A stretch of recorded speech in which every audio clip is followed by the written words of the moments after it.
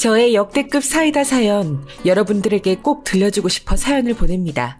큰 응원 부탁드립니다. 상간녀 주제에 말이 많네. 난 우리 주원 아빠한테 미련 없어. 그러니까 네가 데려가서 잘 살아보던지 알아서 해. 어차피 오래 못 가겠지만 마탱이가 저렇게 간 눈가를 보고도 불륜이 가능한 게 신기하지만 말이야. 너도 팔자 조진 거야, 알아? 어차피 우린 도박장에서 만난 사이예요. 그거 알아요? 정석 씨가 얼마나 이혼하고 싶어 했는지. 아들한테만 온 관심을 쏟으면서 키우고 있으니까 정석 씨가 돌아서죠. 도박도 그래서 시작했다고 했어요. 물론 그래서 우리가 만났지만요. 하지만 이제 나랑 만나면서 도박도 멀어지게 할 거예요. 그러면 정석 씨랑 행복하게 살 수 있다고요. 이건 모두 당신이 자초한 일이야, 알아? 나한텐 아주 고마운 상황이지만. 아, 네. 그러세요? 참, 개소리도 별나게 있어서 하네. 난 주원 아빠한테 아무 관심도 없어. 회사도 그만두고 도박에 본격적으로 빠지기 시작한 놈을 건져다 어디 잘 살아봐. 뭐 잘 살 수 있을진 모르겠지만 도박장에서 만났다면서 그걸 모른다고? 인생 헛살았구나. 넌 앞으로 더 당해봐야 인생을 알겠어. 아, 그렇고 말고. 난 애도 없고 오로지 정석 씨뿐이라고. 그래서 나한텐 대하는 태도 자체가 다르거든. 알아? 도박장에서 정신 못 차리는 놈들 한둘만 내가 봐왔겠어? 빠지는 사람이 있고 멈출 수 있는 사람이 있을 거야. 그게 딱 우리 정석 씨고. 아직 안 늦었어. 난 우리 정석 씨 멈출 수 있다고. 그러니까 얼른 이혼이나 해줘요. 이미 이혼 도장은 찍어서 보냈어. 앞으로 귀찮게나 하지 말라고 전해주고 꼴도 보기 싫으니까. 아, 그리고 우리 주원이 얼굴 다시는 볼 생각하지 말라고 하고. 그렇게 좋다니까 안 말릴게. 네가 데리고 잘 살아. 그래봤자 넌 상간녀에 불과해. 어차피 이혼하면 끝이지. 뭘 상간녀 거려? 그럼 넌 이혼녀겠네. 다신 볼 일이 없길 바랄게. 이혼 도장 찍었으니까 정말 끝이겠네? 다행이야. 미련도 없어 보여서. 그래, 빨리 포기하는 게 낫지. 어차피 정석 씨는 절대 나랑 떨어질 일이 없으니까. 돌아갈 일은 당연히 없을 거거든. 상황 파악 못하고 열심히 떠들어대는 전 남편의 상간녀를 뒤로하고 저는 먼저 자리를 박차고 일어났습니다. 우리 아들 주원이랑 먹고 살 걱정을 해야 했거든요. 도박에 빠져서 회사까지 관둔 전 남편에게 양육비를 한 톨도 얻어낼 수 없는 게 분명해 보였기 때문입니다. 저와 우리 주원이를 위해서라도 이렇게 상간녀 따위와 시간을 낭비하고 있을 수는 없었으니까요. 저는 그렇게 주원이를 아빠 없이도 부족함 없이 키우기 위해서 백방으로 일을 알아보고 다녔습니다. 주원이를 낳기 전에는 평범한 회사에서 기획 마케팅 일을 했었는데 경력이 8년이나 끊긴 저를 받아줄 회사는 없었습니다. 그래서 당연히 예전 경력을 살릴 수가 없었고요. 교육을 받아서 취직을 하기에는 당장의 생활비가 급했습니다. 그래서 유명 프랜차이즈 식당에서 일을 하기 시작했습니다. 최저시급 이상의 주휴수당까지 챙겨주고 식당계의 대기업이다 보니 월급 떼어 먹을 일도 없을 거라는 생각 때문이었습니다. 저는 홀서빙에서 점차 주방까지 자리를 옮겨가며 정말 악착같이 열심히 일했습니다. 마치 제 식당처럼요. 그러자 식당 사장님께서 직원으로 제대로 일해달라고 말씀해 주셨고 저는 정식 직원이 되어 그 식당의 매니저까지 하게 되었습니다. 선예 씨, 참 사정도 사정이지만 내 식당이다 내 가게다 생각하고 일해주는 게 잘 보여서 이렇게 매니저까지 맡기게 되었어요.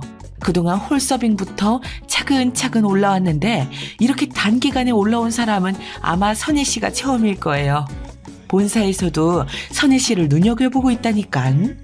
이런 경우에는 아예 본사 쪽에 취직 제의까지 받을 수도 있다던데 난 선예 씨가 열심히 살아서 참 보기 좋고 도와주고 싶더라고. 본사 취직 자리는 대졸공채로만 뽑는데 유일하게 이번에 길이 열렸다고 하더라고요. 우리 한번 잘해봐요. 그게 선예 씨 자리가 될 수도 있잖아요. 늘 너무 좋게 봐주셔서 정말 감사합니다, 사장님. 정말 몸둘 바를 모르겠어요. 그저 열심히 주어진 일 성실하게 했을 뿐인데 주인의식을 가지고 일을 한다고 이렇게 칭찬을 해주시니 더 잘하려고 노력할 수밖에요. 정말 앞으로 더 열심히 할게요. 지금까지 믿고 매니저까지 맡겨주신 사장님께 누가 되지 않도록요. 지금도 충분히 너무 잘해주고 있어요. 직원 추천이 생기면 바로 선예 씨 올릴 정도라니까. 나도 우리 식당에 와줘서 너무 고마워요. 이런 사람이 정말 성공해야지. 안 그래요? 앞으로도 잘 부탁해요, 매니저님. 네, 감사합니다, 사장님.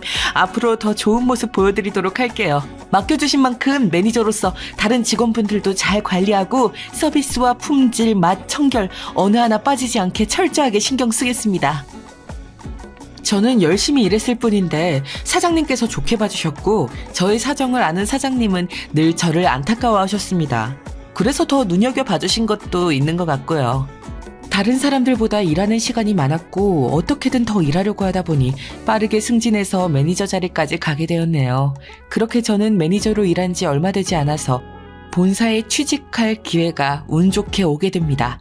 사장님은 망설임 없이 저를 추천해 주셨고 저는 본사에 취직하게 되어 제가 현장에서 쌓은 경험과 우리 아들 주원이를 낳기 전 회사에서 쌓은 기획 마케팅 경력을 살려서 기획 마케팅 부서에 가게 되었습니다. 정말 꿈 같은 일이었어요. 사람이 정말 노력하면 하늘도 알아주고 주변에서 사람들이 도와주는구나 느끼는 순간이었죠. 이제 우리 주원이 어른 될 때까지 제가 다 해줄 수 있을 것 같은 확신도 들더라고요. 본사에서 일하는 건 몸이 더 편하고 머리를 많이 써야 했습니다. 그런데 너무 재미있는 거예요. 이래도 되나 싶을 정도로요. 그래서 퇴근하고 주원이랑 놀아준 다음 저는 머리를 싸매고 기획 아이디어를 계속 조사하고 만들었어요.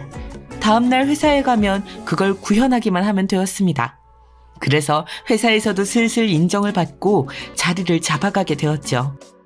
그렇게 저는 점차 남편과 함께 살 때보다 생활적으로 더 안정적이게 되었습니다. 전 남편을 진작 버릴 수 있어서 다행이란 생각까지 하고 있었으니까요. 아니, 정확하게 말하면 잊고 살았습니다. 그런 전 남편 따위를 생각할 시간조차 아깝게 느껴졌거든요. 그렇게 잘 살아가고 있는 제 앞에 갑자기 제 눈을 의심할 만한 상황이 펼쳐지더라고요. 퇴근하고 집에 가려는데 누군가 제 팔을 붙잡는 겁니다. 저를 그렇게 붙잡을 사람이 없어서 너무 깜짝 놀라 경계를 하면서 천천히 뒤를 돌아보았는데 정말 못 잊을 어마어마한 모습으로 나타난 그 사람은 바로 전 남편의 상간녀였습니다. 전 남편과 이혼 후 몇 년이 지났지만 절대 지울 수 없는 그 얼굴이죠. 아니 글쎄 전 남편의 상간녀가 누구한테 얻어맞았는지 아주 퉁퉁 부은 얼굴로 저에게 찾아온 것이었습니다. 놀라 당황하고 있던 저에게 불쌍한 얼굴로 흐느끼며 전 남편의 상간녀가 이렇게 말하더라고요. 복수 도와주시면 3억 드릴게요. 제발 도와주세요. 부탁드려요.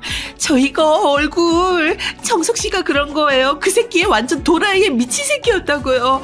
왜 맞고 살았다고 이야기하지 않은 거예요? 나한테 미안하죠. 그러니까 제발 도와달라고요. 같이 복수할 사람이 정말 당신밖에 없다고요. 갑자기 나타나서 뜬금없이 무슨 소리야. 나한테 잘못 찾아온 거 아니고? 뭐 빚쟁이한테 쫓기다가 온 거야? 무슨 소리인지 알아듣게 말해.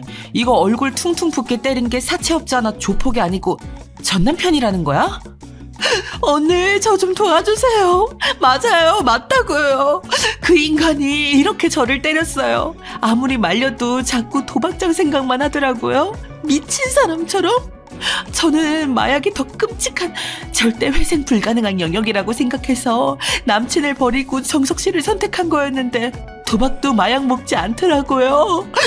같이 복수해요. 언니도 전 남편한테 감정 안 좋잖아요. 누구 때문에 그 공생을 했을 거예요. 안 봐도 뻔하다고요. 복수 진짜 도와주시면 3억 드릴 수 있어요. 진짜예요. 더 이상 이렇게 맞고 살 순 없다고요. 그 돈이면 조폭이나 사채업자한테 가서 묻어달라고 해도 될 텐데 왜 굳이 나한테 온 거야? 3억이면 나야 좋지. 전 남편한테 당연히 감정도 안 좋고 개고생한 건 맞으니까. 그런데 계획이 뭐 있긴 한 거야? 언니가 도와만 주시면 이건 틀림없이 성공할 수 있는 복수라고요. 저 도와주실 거죠? 3억 드릴게요. 지난 일은 잊고 우리 정석 씨를 나락으로 보내는 데에만 집중하자고요. 알겠죠? 알겠으니까 일단 1억 5천이라도 먼저 보내. 그리고 복수 성공하면 1억 5천 더 주는 걸로. 오케이? 힘을 합쳐서 전 남편 그 자식을 나락으로 어디 한번 보내보자고. 그런 일을 하면 난 찬성이니까. 사실 저는 전 남편한테 맞고 살진 않았는데 도박에 폭행까지 더 최악이 된 전남편에게 복수를 안 할 이유는 눈 씻고 찾아봐도 없더라고요. 아들 주원이가 전남편 때문에 아빠 없이 자란 것도 서럽고 미안한데 도박꾼의 여자까지 때리는 폭군이라면 세상에서 아예 없어지는 게 나을 테니까요. 정신 차리고 살 거라고는 생각 안 했지만 더 최악으로 달려가는 전남편을 보면서 제대로 된 복수를 하고 싶었습니다. 전남편의 상간녀와 이렇게 같이 손을 잡을 일이 살다 생길 줄은 몰랐지만요. 목표가 같으면 손을 잡는 것쯤이야 거뜬히 해야 했습니다. 그래도 우선은 저한테 전남편의 복수를 도와달라고 한 이유부터 알아야 했습니다. 왜 꼭 제가 도와야 하는 건지 알아야 시작할 수 있다고 생각했거든요. 당연하죠. 지금 바로 1억 5천 보낼게요. 계좌번호 좀 여기 눌러줘요. 저 진짜 독하게 마음먹었어요. 이렇게 계속 맞고만 살 순 없으니까요. 그 인간 도박 못하게 했더니 물건 부시고 던지고 손찌검까지 하더라고요. 그게 끝이 아니에요. 잠깐. 그런데 넌 왜 나랑 굳이 같이 복수를 하려는 건데? 난 그게 정말 이해가 안 되거든. 그 인간을 어디에 묻어버리든 쥐도 새도 모르게 없애버리든 나보다 힘세고 건장한 남자를 포섭하는 게 훨씬 나을 텐데 말이야. 언니, 저도 똑같이 당했다고요. 유정석 그 인간 절 두고 바람을 폈어요. 이렇게 더러운 기분이라니 전 정말 상상도 못했다고요. 그러면서 의심한다고 또 두들겨 패더라고요. 그 인간 같지도 않은 놈한텐 같은 아픔을 가지고 있는 언니랑 함께 복수해야겠다고 생각했고요. 제가 모은 전 재산이에요. 이제 언니랑 같이 복수만 하면 돼요. 나락으로 보내버리자고요. 상간녀를 두고 또 바람을. 최악의 최악을 계속 달리는구나.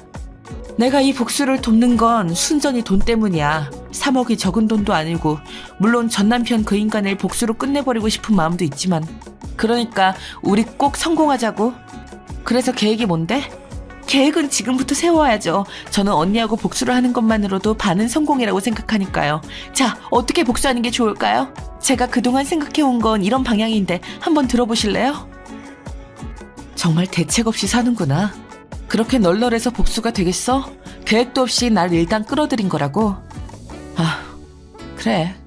생각해왔던 게 뭔데 어디 이야기나 해봐. 들어보고 판단해 볼 테니까. 터무니없으면 난 손 뗄 거니까 그렇게 알고. 아니 이미 입금했잖아요. 1억 5천. 우리는 한 배를 탄 거라고요. 이 복수는 반드시 언니랑 함께 해야 돼요. 우린 같은 방식으로 당했잖아요. 그냥 죽여버리는 걸로는 성이 안 찰 것 같아요. 그래서 제가 생각한 건 없는 죄까지 다 씌워가지고 감방에서 평생 썩게 만드는 거예요. 죄목은 아직 생각을 못 해봤지만요. 그래, 그 인간이 우리 가족을 파탄내고 바람을 피고도 아무런 죄값을 치르지 않는 게 정말 괘씸했는데 아주 좋은데? 죄목은 있는 거 없는 거 다 가져다 붙여보자고. 자, 가만 보자. 뭐가 좋을까? 일단 너 유정석 그 인간 만나기 전에 만나던 남친이 마약쟁이라고 했지? 그러면 마약 구할 수도 있지 않나? 마약 혐의까지 씌워버리자고. 우와, 언니 정말 천재예요? 무슨 아이디어가 이렇게나 좋아요. 세상에. 그건 어렵지 않게 구할 수 있어요. 구해서 경찰한테 잡혀가기 전에 마약에 쩔게해서 보내버리자고요. 그것만 하면 오래 안 살고 나올 텐데. 아, 저 폭행한 건 다 병원 가서 진단서 떼어놓을게요. 또 없을까요? 마약만으론 부족하지. 도박판에서 유정석 그 인간을 만났다고 했었지. 그러면 도박판 뒤를 봐주는 조폭도 있지 않나? 걔네들 털어버려야 하는 범죄들이 많을 거 아니야. 예를 들면 사기나 도박, 불법 그런 것들. 아주 넘쳐나죠. 그런데 그건 왜요? 설마 그런 것들까지 다 엮어서 보내버리자는 거예요? 와, 그러게요. 그쪽은 누명 씌워서 버릴 놈 없나 혈안이 되어 있는데 도박장에 밥 먹듯이 갖는 유정석 그 인간을 넘겨버리면 딱이겠네요. 이제야 너 좀 머리가 돌아가는구나. 바로 그거야. 그렇게 우리 손 최대한 덜 더럽히고 무서운 놈들한테 무섭게 당하게 만들어버리자고. 빠져나올 수도 없게 말이야. 마약까지 엮을 수 있는 건 다 엮어서. 어차피 약에 취했으면 지가 뭔 짓을 했을지도 모를 테니까 그렇게 몽롱한 상태로 지옥 같은 감옥의 나락으로 보내버리자고. 진짜 언니를 복수에 끌어들인 건 제가 머리털 나고 제일 잘한 일이에요. 언니 최고예요 정말. 괜히 이런 유명 프랜차이즈 본사까지 들어간 게 아니구나. 경력 단절도 해서 정말 힘들었을 텐데. 오히려 유정석 그 개새끼랑 끝판내고 나서 내 인생이 피기 시작한 거야. 아들 주원이랑 둘이서 먹고 살아야 되니까 밑바닥부터 다시 시작했지. 그런데 열심히 포기하지 않고 사니까 알아봐주는 사람들이 있더라. 그래서 내가 잘하던 일도 다시 시작할 기회가 온 거고, 그 인간 복수한다고 하니까 정말 머리가 핑핑 잘 돌아가잖아. 봐, 넌 정말 날 잘 찾아온 거 맞아. 그러니까요. 진짜 대단해요. 그동안 언니한테 무리하게 군 거 이제 와서 늦었지만 그래도 사과드릴게요. 제가 정말 전 재산 모은 거 다 드려도 안 아까운 복수 계획인 것 같아요. 이제 실행하는 것만 남았네요. 알면 됐어. 너도 어차피 똑같이 불륜으로 유정석한테 배신당했잖아. 배신을 밥 먹듯이 하면 어떻게 되는지, 어떤 나락으로 빠지게 되는지 아주 톡톡히 보여주자고. 네가 말한 그 도박판에 무서운 사람들한테 벗어던질 혐의 같은 거 싹 다 알아봐. 그럴게요. 이 정도면 정말 완벽해요. 누명 씌우는 거 우리보다 그쪽이 더 전문일 테니까요. 그 인간 나락가는 건 일주일 안에도 가능하겠어요. 제가 또 연락드릴게요. 마약도 그쪽 통해서 구해볼게요. 고마워요, 언니. 일주일 뒤에 그 새끼 감옥 가는 거 보고 1억 5천 마저 입금할게요. 정말 감사해요. 그래, 일주일이면 정말 충분하겠다. 누명 씌울 게 한두 개겠어? 사람 담궈버린 거, 장기매매 같은 거, 마약, 도박, 뭐든 다 좋으니까 싹 다 모아가지고 어깨에 유명한 사람으로 포장시켜서 평생 썩게 만들어주자고. 그러자고요? 그리고 감옥에서는 그런 큰 손으로 비춰지면 안 되니까 누명 써서 간 찌질이 새끼로 제대로 퍼뜨리고요. 감옥에서 나락으로 보내버리려면 그 작업까지 해야 될 것 같아요. 정말 완벽하지 않아요? 이럴 땐 머리가 잘 돌아가는구나. 아주 좋아. 그대로만 진행하자고. 벌써부터 속이 다 시원하다. 그 새끼가 억울하다고 해도 어차피 들어주는 사람 아무도 없을 거고, 그렇게 조용히, 아니지, 그렇게 억울하게 영원히 감옥에서 날아가겠네. 딱이다, 딱이야. 아무래도 우린 정말 최고의 콤비인 것 같아요. 복수 대신해주는 회사라도 차릴까요? 정말 언니도 그렇고 저도 그렇고 소질이 있는 것 같은데 어때요? 진짜 좋은 아이디어 아닌가요? 됐거든. 난 딱 여기까지야. 좋은 회사에 어떻게 들어갔는데 유정석 그 인간이랑 상관없이 정말 잘 살아보려고, 우리 주원이 부족함 없이 키우려고 여기까지 올라왔는데 그런 일을 하며 살고 싶진 않아. 난 꼭 우리 주원이한테 짐이 되지 않을 거야. 지금 하는 일 내가 정말 좋아하는 일이야. 그런 좋은 회사는 계속 다녀야 말이 되지 않겠니?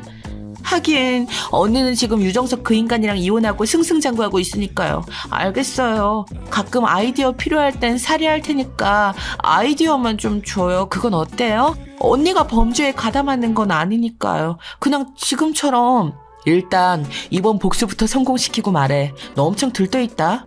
이럴 때일수록 조심 또 조심해야지. 일 잘 처리하고 일주일 뒤에 연락해. 그 전에 유정석 그 인간이 깜빵에 가면 더 빨리 연락주고. 나도 기대가 되네. 그러게요, 언니. 고마워요, 정말. 이렇게 복수 도와줘서. 언니가 아니었으면 이렇게까지 힘 안 들이고 복수할 수 없었을 거예요. 꼭 복수 성공시킬게요. 도박장 오빠들한테 연락해야겠다. 의외로 이런 이야기를 하니까 전 남편의 상간녀가 머리가 꽤 돌아가더라고요. 유정석 그 인간이 감옥에 가서 편하게 살지 못하게 해야 된다는 생각까지 하다니, 저는 사실 거기까지는 생각 못했거든요. 역시 이런 건 그쪽에 몸담았던 사람이 제대로 아나봅니다. 생각지도 못했던 복수에 가담하게 된 저는 걱정이 안 되었다면 거짓말이고요. 정말 제 전남편한테 전남편이 하지도 않은 절도, 마약, 폭행, 살인, 도박장 운영 등등 수많은 죄들의 누명이 제대로 씌워질지 걱정이 되더라고요. 그런데 저의 그런 걱정은 정말 기우였더라고요. 일주일도 안 가 남편은 경찰서에 잡혀 들어갔습니다. 죄목이 정말 엄청나게 많더라고요. 도박장에서는 범죄가 밥 먹듯이 일어나니까 누명을 씌울 것도 정말 많았나 보더라고요. 약에 취해 있는 전남편의 보호자로 전남편의 상간녀가 가게 되었고, 미리 준비해둔 병원 진단서를 내보이며 가정폭력까지 추가로 집어넣었죠. 정말 완벽한 복수였습니다. 그렇게 깜빵에 쳐놓고 폰에서 은행에 알림이 울렸거든요. 1억 5천이 마저 입금되었다는 내용이었죠. 그리고 곧바로 전남편 상간녀에게서 전화가 왔습니다. 벌써 보냈네. 1억 5천을 마저. 정말 3억이 있긴 했구나. 거짓말일 수도 있겠다 싶었는데 진짜였어. 아무튼 고맙다. 3억이라는 돈을 복수 도와줬다고 주고 말이야. 이제 너도 그동안 하고 싶었던 일을 하면서 살아. 복수라는 건 위험한 일이니까 추천하고 싶지는 않고, 뭐 그것도 네 인생이고 네 선택이지만 말이야.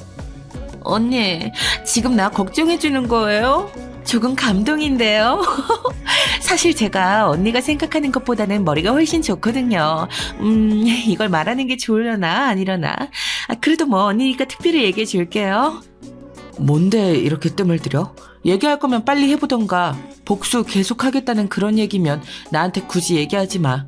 난 복수에 가담할 생각 더는 없으니까. 충분해 지금 복수. 내가 생각할 수 있는, 내가 손 안 대고 안전하게 할 수 있는 최고의 복수였으니까. 아니요. 그게 아니라 그게 유정석 그 인간한테 누명 씌울 수 있게 하는 조건으로 그 오빠들이 1억을 더 줬거든요. 언니 아이디어로 저는 1억을 벌어버린 거라고요. 그래서 언니한테 3억 주는 거 하나도 안 아까워요. 그리고 이렇게 돈 되는 걸 알았으니 저는 멈출 수 없을 것 같고요. 뭐? 와, 그래. 그 도박장 그놈들 입장에선 누명 씌울 놈이 필요했는데 딱 하니 가져다 준 셈이잖아. 고마울 만도 하지. 1억이라고? 그래, 한탕하고 1억이면 할만하지. 그럼 말리지 않을게. 내 아이디어는 계속 그대로 사용해도 상관없어. 다만 내 이름만 앞으로 빼줘. 내가 가담한 건 딱 여기까지니까. 당연하죠 언니. 그냥 난 양심상 얘기해 준 거예요. 이런 걸로도 돈은 벌 수 있다고요. 하지만 회사에서 착실하게 싸우면서 살아가는 걸 너무나 좋아하고 행복해하는 언니를 끌어들일 수는 없지요. 알겠어요. 그냥 난 그 3억 그거 이상으로 벌 거라는 거예요. 혹시나 돈 생각이 나면 얘기해요. 언니는 언제든 환영이니까. 그나저나 그 새끼 뭐라고 말하면서 감방 갔는지는 안 궁금해요? 그래, 유정석 그 인간 감방 가면서 뭐라고 하디? 그냥 감방 가서 죗값 치른다는 게 중요했지 뭐 마지막 말 뭐 그런 건 안중에도 없었네. 네가 말하니까 갑자기 궁금해지잖아. 어디 얘기 꺼낸 김에 말해봐. 뭐라고 했는데? 언니는 참 쿨하단 말이야. 난 그런 언니가 정말 신기하고 너무 마음에 들어요. 비록 우리가 전 아내 상간녀 관계로 만났지만 말이에요.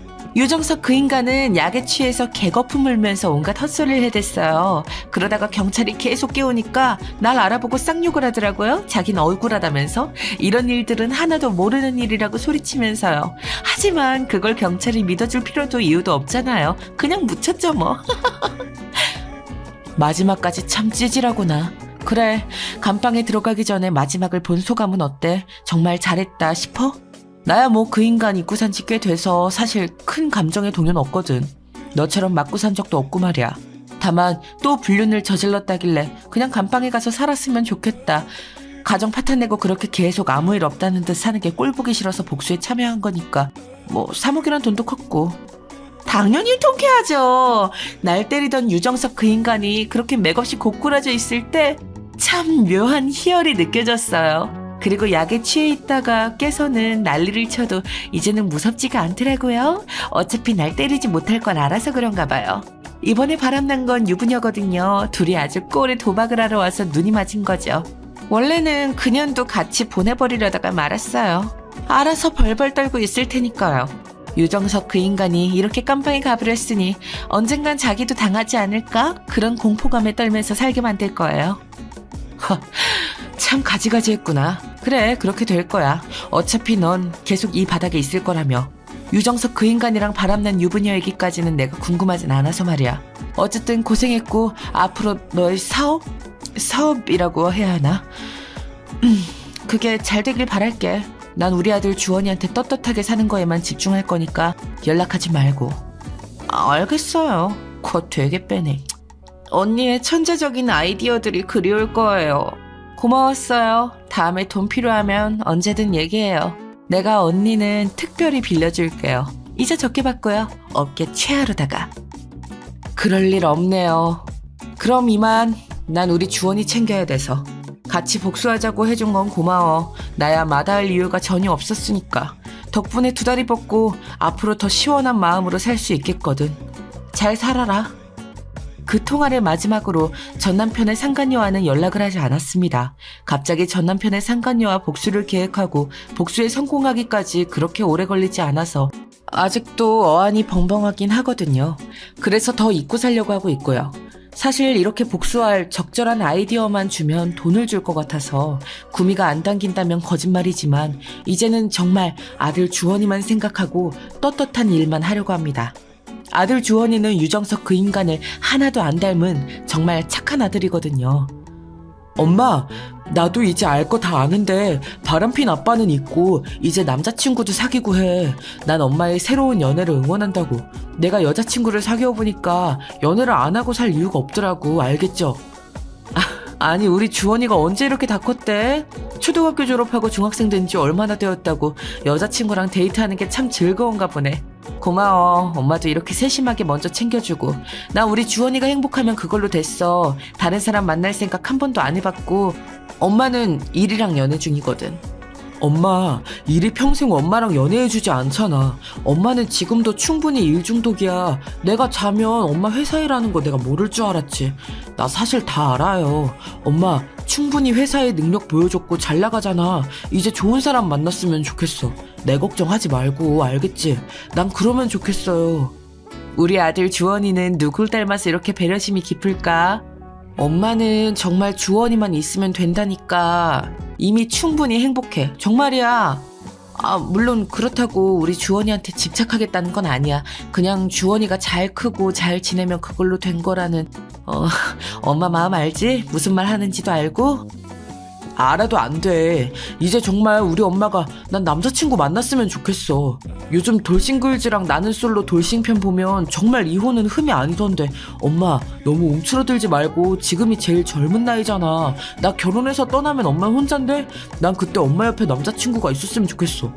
이렇게까지 깊게 생각한 거야? 내가 우리 아들 주원이를 너무나 얕게 봤네. 정말 고마워. 그렇지만 지금은 정말 일하는 게 재밌고 주원이 커가는 거 보는 게 재밌어. 그게 엄마 삶의 유일한 낙이니까 너무 재촉하진 말아줘. 대신 이건 약속할게. 좋은 사람이 나타나면 막지 않겠다고. 요즘엔 적극적으로 서로 대시하는 게 기본이야, 엄마. 엄마도 일 그만 좀 하고 돌싱글즈랑 나는 솔로 좀 봐봐. 사실 내 여친 부모님도 이혼하셨는데 아버지가 재혼하셔서 같이 살거든. 새엄마랑 굉장히 잘 지내더라고. 여친이 나한테 말해줬어. 엄마 연애하는 거 응원해주라고. 아주 진국인 여친을 만났구나, 우리 주원이가. 기특한데? 정말 엄마 감동받았어. 그래서 나는 솔로랑 돌싱글즈 그런 것들도 알고 얘기한 거구나. 보통 중학생들이 보는 프로그램은 아닌데 그렇게까지 생각해줘서 정말 고마워, 우리 아들. 엄마도 노력해볼게. 내가 배워야 할 게 참 많네. 그래 엄마, 지금이 제일 젊은 날이잖아. 이혼한 지도 몇 년이 넘었는데 나도 이제 거의 다 컸고. 내 걱정은 하지 말고 엄마도 행복해졌으면 좋겠어. 내 마음 알지? 우리 아들 주원이 때문에라도 엄마가 열심히 분발해야겠네. 알겠어. 마음 활짝 열고 마음에 드는 사람이 나타나면 대시라도 해볼게. 우리 아들이 이렇게 커서 엄마 연애 상담도 해주고 엄만 너무 행복하다. 저는 앞만 보고 달리는 경주마처럼 살았는데 그 사이 우리 아들 주원이가 정말 바르게 잘 커주었더라고요. 제가 일만 하면서 외롭게 지낼까봐 걱정해주는 그 마음이 너무 예뻐서 울컥했습니다. 눈물이 핑 돌더라고요. 꾹 참았지만요. 언제 이렇게 다 큰 걸까요? 게다가 좋은 여자친구를 사귀는 것 같아서 더 다행이더라고요. 이렇게만 행복하면 정말 더할 나위 없이 기쁠 것 같았습니다. 아무런 문제가 앞으로 없을 것 같은, 아니 어떤 문제가 생긴다 해도 다 헤쳐나갈 수 있을 것 같은 그런 느낌이라고 해야겠네요. 그래서 아들의 응원은 허투루 듣지 않으려고 했습니다. 저도 유정석 같은 인간은 깜빵으로 치워버리고 이제 정말 자유가 된 거나 다름없으니까요. 아들이 연애도 잘하고 있고 저를 생각해준다는 사실에 저는 더 든든해져서 일에 몰두할 수 있었습니다. 그러면서 또 승진을 하게 되었는데 총괄 본부에 들어가게 되었습니다. 총괄 본부장님을 그렇게 만나게 되었고요. 총괄 본부장님은 정말 놀랍게도 저의 대학 시절 선배였고요. 제가 정말 좋아했었던, 인기도 많고 잘생기고 똑똑했던 선배를 세월이 흘러 다시 보게 되더니 정말 꿈만 같더라고요. 여전히 나이가 들었어도 잘생기고 똑똑하고 세월까지 묻어서 더 명품이 된 것 같은 느낌이었습니다. 사람이 반짝반짝 빛나는 느낌이 바로 이런 게 아닐까요? 여러분이 저라면 어떻게 하실 건가요? 그 선배는 저를 알아보고 따로 점심을 사주더라고요. 저는 너무 기뻐서 선배와 대학 시절 이야기를 하면서 이야기꽃을 피웠습니다. 처음으로 일을 잊고 그 시절로 돌아간 듯한 기분을 느낄 수 있었어요. 선이야, 정말 오랜만이다. 이렇게 만날 수도 있구나 싶어서 참 놀랐어. 잘 지냈어? 넌 여전히 예쁘네. 이건 반칙이지, 안 그래? 우리 회사 다니고 있는 줄 알았으면 진작에 찾아보는 건데. 선배도 참, 선배야말로 더 잘생겨지게 있기에요. 무슨 나이 들수록 더 명품이 된 거예요.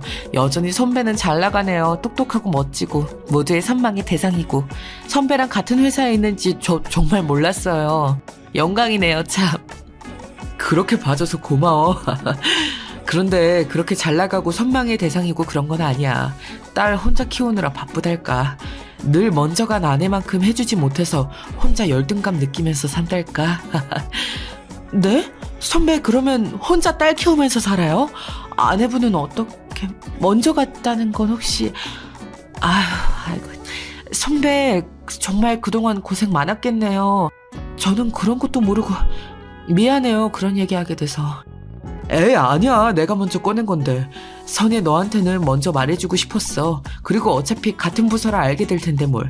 내 아내는 7년 전에 암으로 세상을 먼저 떠나버렸어. 그리고 난 눈에 넣어도 안 아픈 그런 예쁜 딸을 혼자 키우게 되었고 지금은 그래도 많이 능숙해졌어. 선배 그랬군요.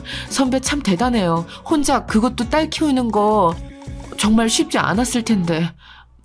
저는요, 남편이랑 이혼하고 아들 혼자 키우고 있어요. 이혼한 지는 벌써 10년도 훌쩍 넘었고요. 그런데요, 선배, 살다 보니까 사라지더라고요. 그리고 못할 것도 없었고요. 그래서 제가 이 회사에서 다시 일할 수 있게 된 거고요. 선희, 너는 대학 때도 늘 그랬어. 강인하고 씩씩하고 눈빛이 빛났어. 난 널 초롱이라고 저장해놨었는데 그 정도였다니까? 그래서 선이라면 당연히 그렇게 살아왔을 것 같아. 이렇게 다시 보니 정말 반갑다. 네? 초롱이요? 아, 그게 뭐예요, 선배? 정말 이렇게 보면 선배도 참 엉뚱한 면이 있다니까요. 선배, 지금도 제 번호 가지고 있어요? 저 번호 대학 때부터 쭉 같은 번호인데. 아, 그럼 당연하지. 우리가 대학 졸업하고 계속 연락을 안 하고 지내서 나 결혼할 때만 부르고 내 아내 장례식에는 부르질 못했어. 미안. 부르는 게 더 실례일 것 같아서 그랬네. 아, 선배도 참 미안할 일도 많네요. 뭐가 미안해요, 그게. 전혀 마음에 담아두지 마세요. 저도 똑같죠, 뭐. 선배 연락처 아직 있는데 한 번도 먼저 연락 안 했잖아요, 저도. 그럴 일도 없었고 그럴 겨를도 없었고요. 이렇게라도 다시 만나서 저도 얼마나 기쁜지 몰라요. 앞으로 잘 지내봐요. 그래, 선혜 너랑 이렇게 다시 보니까 정말 좋다. 일하면서 모르겠는 건 언제든 사내 메신저로 물어보고 내가 설명이 필요한 건 회의실로 불러서 따로 설명해 줄게. 앞으로 나도 잘 부탁한다. 우리 부서에 온 걸 환영해. 아, 환영해줘서 고마워요, 선배. 저 정말로 선배가 리더로 있는 이 총괄 부서에 누가 되지 않도록 최선을 다할게요. 앞으로 많이 가르쳐주세요. 저 정말 잘할게요. 그럼 당연하지. 우리 총괄본부는 정말 체계적으로 돌아가게 될 거야. 우리 선혜가 왔으니까 더더욱. 초롱이, 우리 둘이서 있을 땐 초롱이라고 불러도 될까? 아직도 초롱초롱한 그 눈빛을 보니까 이 별명으로 널 부르고 싶어져서 말이야. 선배 참. 네, 그럼요. 얼마든지요. 저한테 그런 귀여운 별명이 있는지 이제 한 게 아쉬울 정도니까요. 선배가 도와주시는 만큼 더 열심히 정말 잘해볼게요. 초롱이 파이팅! 선배 파이팅! 아니죠. 본부장님 파이팅! 총괄 본부 파이팅! 정말 잘해보겠다는 저를 귀엽다는 눈으로 그렇게 다정하게 쳐다보는 선배의 모습에 정말 다시 한번 반할 뻔했습니다. 물론 저의 착각일 수는 있겠지만요. 선배는 정말 다정하고 멋진 사람이거든요. 게다가 제 별명을 초롱이로 정하고 저장해놨다는 것도 너무 신기했고요. 뭔가 제가 대학 때 선배에게 특별한 후배였나 괜한 기대를 하게 되더라고요. 생각만으로도 설레었고요. 이 설렘은 제가 이 유명 프랜차이즈 본사에 입사하게 돼서 다시 기획 마케팅 일을 하게 돼서 느꼈던 설렘과는 또 다른 설렘이었습니다. 정말 몇 년 동안 죽어있던 연애세포가 다시 깨어나는 느낌이 바로 이런 것일까요? 정말 설레더라고요. 선배랑 한 공간에서 일하니까 더 미치겠고요. 이런 저 비정상일까요? 아들 주원이의 조언에 따라서 정말 나는 솔로랑 돌싱글즈를 몰아보게 하고 있는 지경에까지 이르렀어요. 보다 보니 세상에는 정말 다양한 돌싱들이 있고 다양한 사연이 있고 저만 배우자가 바람나서 이혼한 게 아니더라고요. 사별한 사람도 있고 돈 문제 때문에 이혼한 사람도 있고 정말 성격 차이로 이혼하는 사람도 있고요. 좋게 이별한 사람, 나쁘게 이별한 사람 참 다양하더라고요. 그동안 제가 가지고 있었던 편협한 시각에 크게 반성하게 되었달까요? 그런데 이렇게 제가 갑자기 변한 건 바로 그 대학 선배를 저희 총괄부서 본부장으로 만나게 되면서부터입니다. 아들 주원이가 응원해준 것처럼 먼저 대시를 해야 될까요? 그러다가 회사에서 너무 어색해지고 껄끄러워지는 건 아닐까요? 거절당하면 어떻게 해야 할까요? 그런 생각들에 잠도 못 자는 일이 늘어났습니다. 여러분들이 저라면 어떻게 하시겠어요? 이런 감정이 처음이라 너무 걱정부터 앞서고 있습니다. 요즘은 돌싱이고 그런 게 절대 흠이 아니라지만 걱정이 안 된다면 거짓말이죠. 저는 남편이 바람을 펴서 이혼한 거고 선배는 사별을 한 거니까요. 이혼을 하게 된 이유가 너무나도 다르니까요. 또 제가 살아오면서 겪은 상처들이 선배의 인생에 방해가 될까 그런 생각까지 하고 있거든요. 여러분들께서 새로운 사랑을 다시 시작할지에 대해 고민이 되는 저에게 현명한 조언을 해주실 수 있으실까요? 요즘 이렇게 사랑 이야기가 나오는 드라마들을 다시 보기 시작했습니다. 사연도 사랑 사연 위주로 듣고 있고요. 사랑은 우리 인생에서 가장 아름다운 경험 중 하나잖아요. 그렇지만 새로운 사랑을 시작하는 결정은 매우 중요하고 신중해야 하는 것을 압니다. 아들은 아무 걱정 말고 자기는 신경 쓰지 말고 연애를 하라고 하는데 사실 막상 선배와 만나게 되면 걱정이 안 되지 않으니까요. 선배한테 이런 제 마음을 고백할 생각에 계속 아른아른합니다. 결정을 내리기 위해 고민하고 있는 저에게 조언 좀 댓글로 부탁드릴게요.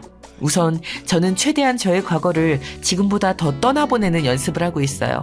새로운 사랑을 시작하기 전에는 과거의 상처와 배울 점들로부터 떨어져야 하니까요. 이전의 관계에서 얻은 교훈은 바람피는 놈은, 도박에 손대는 놈은, 책임감 없이 회사부터 때려치는 놈은 피해야 한다는 것이지만 그런 기억들을 통해 다시는 바보 같은 선택을 하지 않게 되었지만 미련이나 원한은 뒤로 던져야 하니까요.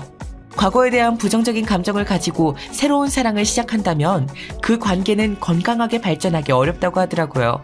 요즘은 그런 책들도 많이 읽고 있거든요. 혹시나 작은 도움이라도 될까 해서요. 그리고 지금까지 제가 저를 너무 안 꾸미고 돌보지 않은 것 같더라고요. 그래서 저 자신을 한번 돌아보면서 돌보는 시간도 많이 가지려고 노력하고 있어요. 새로운 사랑을 시작하기 전에는 자기 자신과의 관계를 살펴보아야 한다고 책에 써 있더라고요. 자신을 사랑하고 존중하는 자세를 갖추어야 한다고 해서요. 물론 책을 읽는 것만으로도 와닿진 않지만 마음을 조금 누르고 진정하는 데는 도움이 되는 것 같습니다. 저 자신을 이해하고 받아들이며 내적인 안정과 행복을 찾을 수 있어야 다른 사람과도 건강한 연애를 할 수 있다고 나오더라고요. 제 자신의 가치를 믿고 사랑할 수 있는 사람과 만나는 것이 중요하니까요. 만약에 선배에게 고백을 한다면 어떤 타이밍이 좋을까요?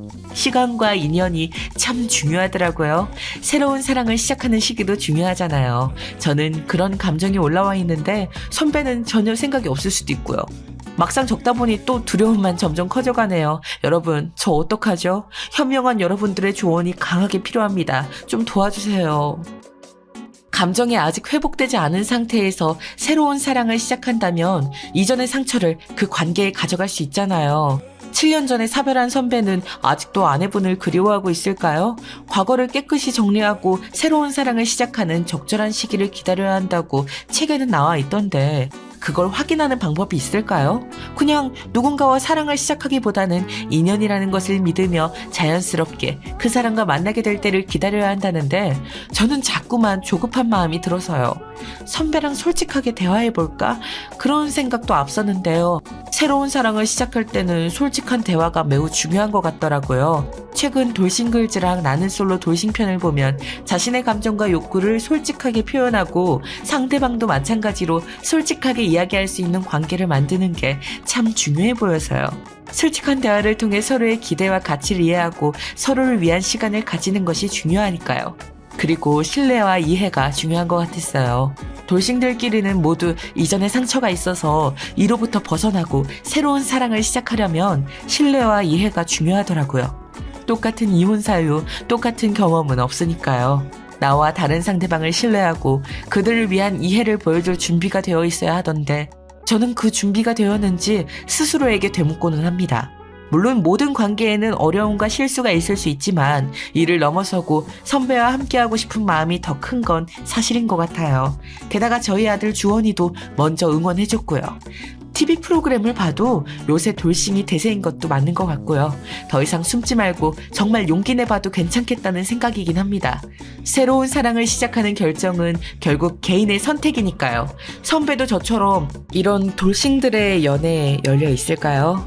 여러분들께서 조언들을 남겨주시면 충분히 고려해보고 저 자신의 마음과 상황에 맞게 실행에 옮겨보려고 합니다.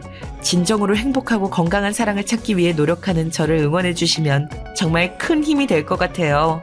저 자신의 결정에 자신감을 가지는 데에도 큰 도움이 될 것 같고요. 여러분들의 현명한 조언 그리고 응원 기다리고 있겠습니다. 사연 들어주셔서 너무 감사드려요. 댓글 남겨주시면 하나하나 꼭 들여다보고 행동에 옮겨보겠습니다. 안녕하세요. 저는 서울에 살고 있는 40대 남자입니다. 저와 제 아내는 7살 차이로 제가 첫눈에 반해서 대쉬했고 연애에 이르렀다가 결혼까지 무던히 이어졌어요. 아내는 엄마 없이 홀로 자랐던지라 상처도 무척 많고 20살쯤 혼자 사회에 나와서 힘들게 살았죠. 그런 사람을 제가 잘 보살피겠다며 큰 꿈을 갖고 프로포즈했어요. 아내 역시 결혼하고 예쁜 가정을 꾸리겠다며 꿈이 가득했었죠. 하지만 이상하게 결혼 후에 아내의 모습은 크게 차이를 보이는 거예요. 뭐가 그렇게 맨날 피곤한지 집에서 자고 있고 제가 점심을 먹을 때쯤 일어나는 건지 그제서 전화를 받더라고요. 오빠 일어났지 지금. 나 어제 새벽에 잤잖아. 늦게까지 영화 보다가 피곤해서 잤어. 아침? 오빠 알아서 먹고 나간 거 아니야? 아 이제 점심으로 먹는다고? 그래 맛있는 거 먹어. 나 지금 순대곱창 시켜 먹으려고. 이러면서 아무렇지 않게 점심 메뉴를 카드로 결제하더라고요. 제 핸드폰으로 전송되어 온 금액은 22,000원이었고 몸집도 작은 여자 혼자서 뭘 그렇게 많이 먹는가 싶었어요. 그래도 신혼이라 콩깍지가 씌어 있었고 아침 출근할 때 늘 안방에서 자고 있는 아내를 보는 게 큰 불만은 아니었는데요. 문제는 이런 시간이 점점 길어졌다는 거예요. 아내는 6개월이 지나고 9개월이 지나도 달라지는 부분이 없었어요. 월 400이 되는 제 월급에서 제 용돈 50만 원을 제외하고 나머지는 다 아내가 관리하기로 했거든요. 그런데 맨날 말일 때쯤 되면 돈이 없다고 하고 매번 외식만 하려고 하더군요. 아 오빠 이렇게 더운데 무슨 밥을 해. 나 귀찮아. 그러지 말고 나가서 먹자. 어제 TV 보니까 부대찌개 엄청 끓이는 거 있지. 거기에 살이 추가해서 먹고 밥까지 비벼 먹으면 최고야. 얼른 모자라도 쓰고 나가서 먹자. 이렇게 평일날 저녁 외식은 당연하고 주말에는 패밀리 레스토랑이나 값 나가는 곳에서 꼭 뭘 먹으려고 하는 거예요. 연애할 때야 가끔 만나니 저도 평범하게 돈을 썼지만 결혼은 현실이잖아요. 정말 척척 카드로 다 결제해버리고 대형 쇼핑몰에서 밥 먹고 근처를 돌면서 운동하며 오시며 거침없이 사대는 거예요. 결국 결혼 10개월 차 되었을 무렵인가요. 저는 불쑥 아내에게 물었어요. 그런데 이 말에 아내는 미간을 찌푸리며 기분이 나빠 보이더군요. 영주야, 우리 적금 든 거 얼마나 돼? 신혼여행 다녀와서 그때 적금 넣는다고 하지 않았어? 아니 월급날이 월초이긴 하지만 월말마다 하도 돈이 없다고 하길래 말이야. 대충 카드 결제 내역 보면 너무 빠듯해 보이는데 적금은 있는 거야? 그랬더니 아내는 입을 삐죽이면서 아무렇지 않게 말하는 거예요. 적금? 초반엔 들었는데 중간에 돈 부족해서 깼어. 다음 달엔 꼭 들 거야. 왜 그러는데? 이 말에 저는 두둥 하면서 약간 화가 나는 거예요. 본인이 돈 관리 잘해보겠다고 해서 맡겼더니 10개월가량 월급에서 제 용돈을 뺀 거의 3,500만 원의 돈을 다 써버리다니요.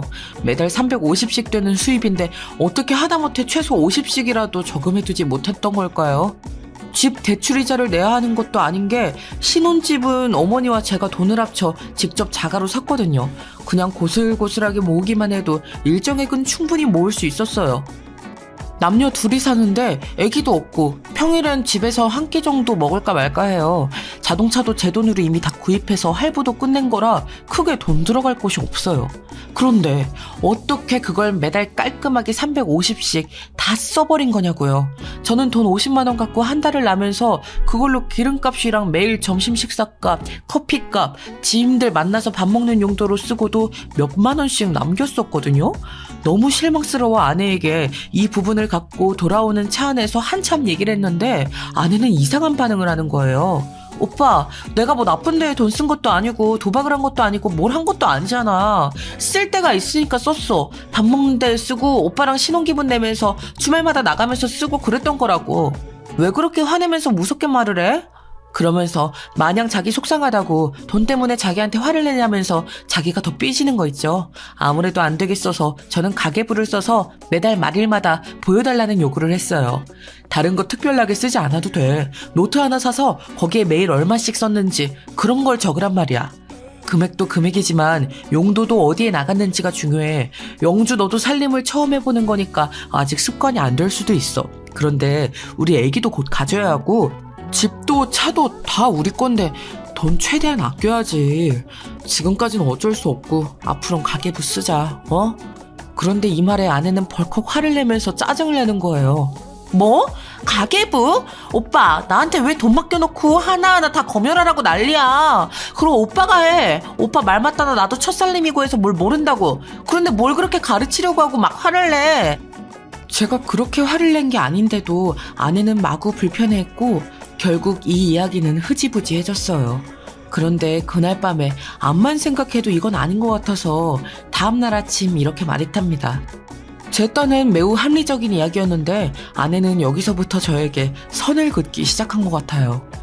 영주야, 다음 달부터는 내가 생활비를 줄게. 너도 혼자 관리하기 벅차다고 하니까 그게 낫겠어. 대충 세금이랑 식비, 외식비랑 보험료 같은 거 내가 계산해서 그만큼 줄 테니까 그거 쓰고, 그리고 또 필요하면 말을 해. 나 월급 400이면 절대 적은 금액이 아니야. 암만 못해도 한 달 100은 저금해야 돼. 하지만 아내는 여전히 인상을 쓰고 있었고 입이 대빨 나와서 대답을 안 하더라고요. 아내가 아무리 귀엽고 사랑스럽고 그래서 결혼을 했다지만 정말 우리 둘의 상황을 생각하면 이럴 수밖에 없었어요. 아내는 이때부터 뭔가 어긋나기 시작하면서 저한테 묘하게 짜증을 부리기도 하고 집안 물건들을 탕탕 쳐대면서 무언의 화를 드러내더라고요. 와중에 더 불이 붙게 되었던 건 우리 어머니의 방문이었어요. 제 생각에 어머니도 그러시면 안 되셨을 것 같긴 하지만 어머니 딴에는 비싼 신혼집을 거의 다 사주신 셈이기도 했고 아들 어찌 사는지 들여다보고 싶으셨나 봐요. 게다가 저희 1년차가 되었을 즈음 근처로 이사 오시기도 했으니 운동 가시거나 마트 가시면서 종종 집배를 누르셨나 봅니다. 그때 갑자기 들이닥치신 어머니가 아내에게 이런저런 잔소리를 해대셨나 봐요. 제가 들어도 좀 예민한 내용 같긴 해요. 아이고 냉장고가 이게 다 뭐냐? 저 오이는 뭐야? 다 썩어서 물이 줄줄 나오네. 세상에 이게 사람 먹고 사는 거 담아둔 거 맞아?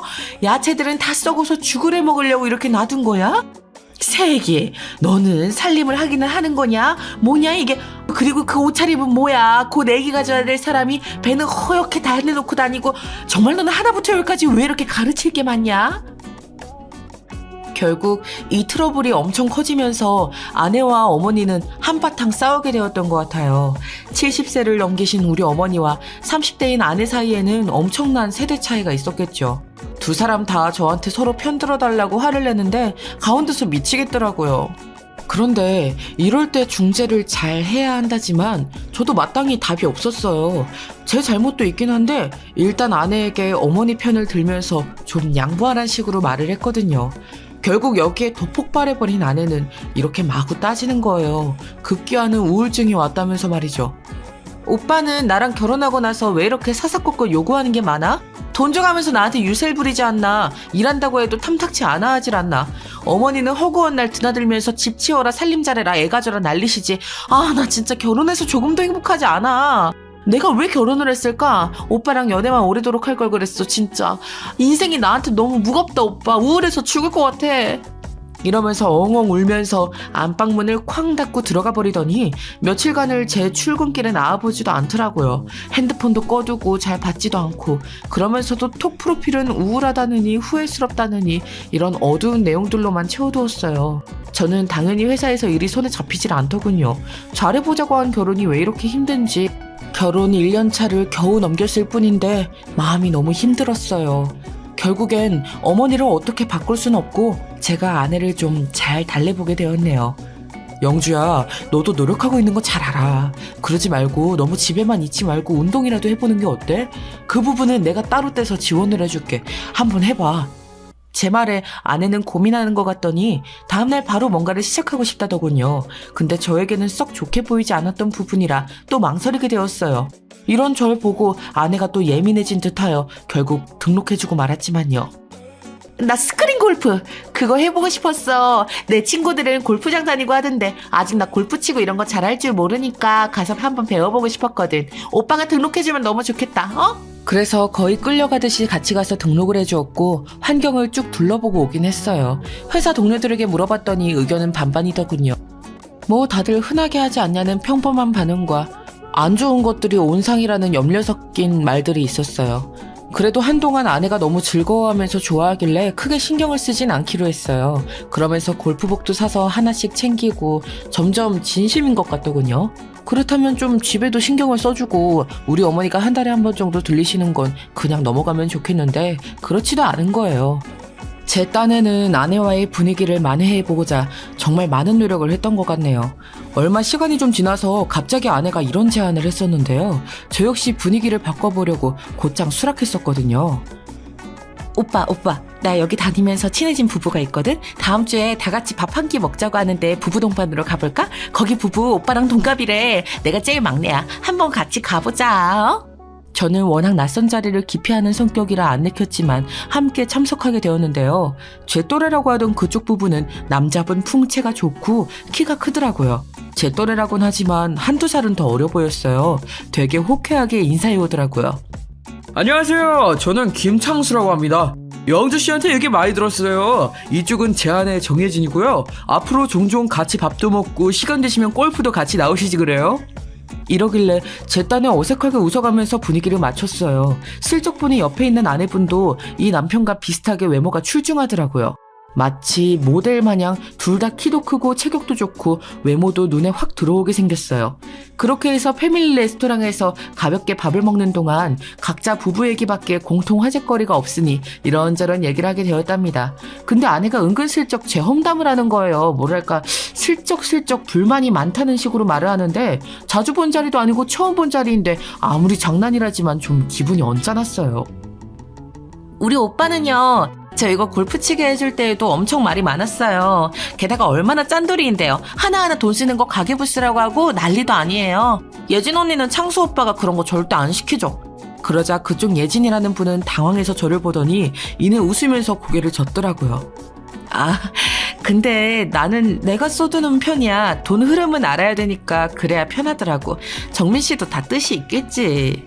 그러면서 센스 있게 너무 제 기분이 나쁘지 않게 적당히 거들어주는 거예요. 그런데 이때 쑥 튀어나오는 사람이 있었으니 바로 그 창수라는 사람이었어요. 역으로 자기는 우리 아내 편을 들어줘야 한다고 생각했는지 기분 나쁘게 말하더라고요. 에이, 그래도 남자가 여자한테 돈 맡겼으면 맡기고 끝이지 뭘 하나하나 검수를 해. 그러고 아예 주질 말아야지. 아니면 저도 신경 안 쓸 만큼 많이 벌던가. 안 그래요, 정민씨? 영주씨 너무 팍팍하겠다. 나 여자들 저런 마음 이해해. 저게 평균이지 뭐. 우리 와이프는 너무 꼼꼼해서 불편하고. 이렇게 말을 거두니 어느 남자가 좋아하겠나요. 그러면서 이 인간도 은근슬쩍 자기 옆에 앉은 아내를 대놓고 안 좋게 말하더라고요. 무슨 의도인진 전혀 모르겠지만요. 이 사람 너무 하나부터 열까지 다 따지는 타입이라 진짜 피곤하거든요. 밥 먹는 자리도 되게 고민하다 나온 거예요. 영주씨랑 나는 그러고 보면 성향이 비슷한 것 같아, 그지? 우리는 동갑내기 부부라서 늘 고만고만하게 의견이 부딪히거든요. 정민씨야 이렇게 어린 와이프 만났으니 얻고 다녀야지 뭐. 이런 데서 할 말은 아닌데 그거 하나는 기똥차게 부럽네요. 이러면서 말하는데 뭔가 사람이 썩 고급진 느낌이 안 들었어요. 외모야 훤칠하고 멋있었고 손에도 비싼 시계를 찬 데다가 끌고 온 차도 외제차였지만요. 그런데 우리 아내도 정도껏 눈치를 봤어야지 이 남자의 한심한 대화에 껴서는 뭐가 그리 신났는지 자꾸 거드는 거예요. 그 집 아내 표정이 점점 나빠지는데 말이죠. 어머머 왜? 나는 예진 언니의 저 귀티나는 외모와 연예인 같은 얼굴이 너무 부러운데 아무리 여자는 나이가 깡패라고 하지만 내가 예진 언니를 이길 순 없지. 창수 오빠는 예진 언니 같은 와이프 얻은 거 고맙게 생각해야 되잖아. 안 그래? 이러면서 거의 반존대를 왔다 갔다 하면서 너무 편하게 말을 하는 거예요. 제가 아내에 대해서 완벽하게 아는 건 아니지만 아무리 봐도 저건 진짜 칭찬 같진 않았어요. 너무 허물없이 말을 트고 지내는 듯한 모습에 저는 내내 불쾌했고 그날 집에 돌아와서도 한마디도 하지 않았습니다. 아내는 이후에 저보고 몇 번 또 그 모임에 가자고 하고 혹은 스크린 골프를 같이 다니자고 했어요. 하지만 저는 곧장 거절했답니다. 그런 스포츠를 좋아하지도 않고 그때의 분위기가 너무 짜증났기에 더는 엮이고 싶지 않더라고요. 잠깐 기분 전환용으로 다니는 줄 알았던 스크린 골프는 어째 날이 갈수록 점점 몸집이 커지는 것 같았어요. 무슨 골프복을 그렇게 사대는 건지 모임이 생기고 또 누구랑 친해졌다면서 나가는 횟수가 늘어나더군요. 저는 점점 마음이 복잡해졌고 이제 시간이 훅훅 지나 결혼 2년 차에 들어갈 텐데 아내는 아기 가질 생각도 전혀 없어 보였어요. 왜? 애기 생기면 다들 신혼 끝이라잖아. 나는 한 3년 차까지는 더 놀 거야. 아직 나이도 적당하고 나는 충분히 애기 가질 수 있거든. 나이 있는 사람들이나 불안하지. 예진 언니 봐봐. 얼굴만 반반하면 뭐해? 몸속은 아주 팍팍 늙었을 텐데? 창수 오빠만 안 됐지 뭐.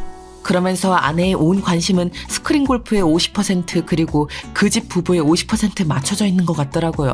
저랑 집에서 밥을 먹거나 거실에서 TV를 보거나 뭘 할 때에도 온종일 골프 얘기에 그 집 부부가 해외를 갔네, 명품 뭐를 샀네, 그런 얘기밖에 없었어요. 그런 와중에 제가 파악한 부분은 아내가 생활비를 여전히 구분 없이 쓰고 있다는 것이었어요. 식비랑 외식비, 경조사비나 생필품비 같은 명목으로 쓸 돈만 200만 원 정도로 매달 줬었거든요. 그런데 어째 매번 냉장고는 텅텅 비어있고 집에 쇼핑백만 가득 들어 차는 거예요. 집안은 주말에 제가 같이 청소를 하지 않으면 발에 먼지가 채일 지경이었고요. 이 부분으로 우리는 또 다툼이 오가게 되었고 화가 난 저는 스크린 골프를 그만두라고 했어요. 그런데 아내는 짜증을 내면서 절대 그럴 수 없다는 거예요. 뭐야? 그럼 이제서 살림이라도 좀 신경 써. 난 영주 너한테 할 만큼 맞췄어. 대체 이게 뭐야? 돈을 월 200씩 주고 있는데도 집은 돼지우리에 냉장고에 먹을 게 하나도 없어. 우리 얼마 안 있으면 결혼 2년 차라고. 이게 말이 돼? 그러면서도 왜 이런 일이 반복이 되는 건지 아내는 살림이나 경제 쪽 개념이 심각하게 없는 것 같더라고요. 너무 지쳐있던 중에 우리 둘은 대화가 또 끊기게 되었어요. 저도 점점 피로감을 느끼고 왠지 나 혼자만 노력하는 상황이 된 것 같아서 아무것도 하기 싫더군요.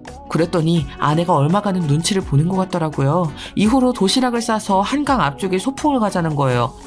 웬일로 자기 손으로 저런 걸 하겠다고 하나 싶어서 저는 못 이기는 척 알겠다 했고 아내는 정말 간만에 손수 요리란 걸 했어요.